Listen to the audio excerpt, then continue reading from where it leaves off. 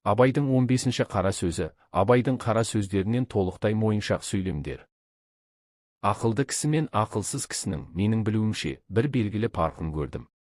Әуелі пенде адам болып жаратылған соң, дүниеде ешбір нәрсені қызық көрмей жүре алмайды. Сол қызықты нәрсесін іздеген кезі өмірінің ең қызықты уақыты болып ойында қалады.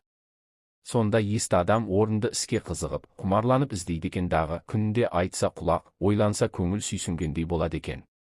Оған бұл өткен өмірдің өкініші де жоқ болады екен.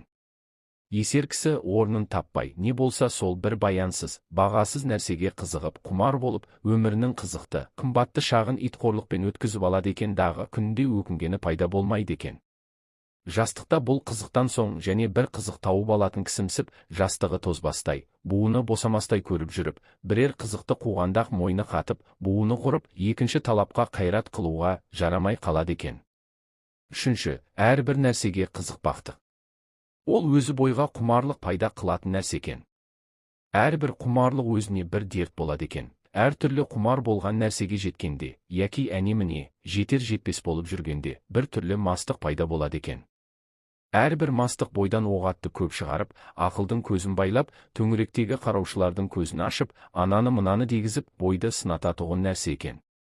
Сол уақытта есті кісілер үлкен есі шықпай, ақылды қолдан жібермей, бойын сынатпай жүріп ізденеді екен. Есер кісілер ер тоқымын тастап, бөркі түсіп қалып, етегі атының кін жауып кетіп, екі көзі аспанда жынды кісіше шаба беруді біледі екен, соны көрдім. Егерде есті кісілердің қатарында болғың келсе, күнде бір мәртебе, болмаса жұмасында бір, ең болмаса айында бір, өзіңнен өзің есеп ал.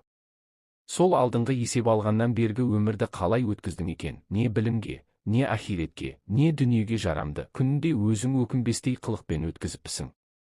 Жоқ, болмаса, не қылып өткізгеніңді өзіңде білмей қалыпсың.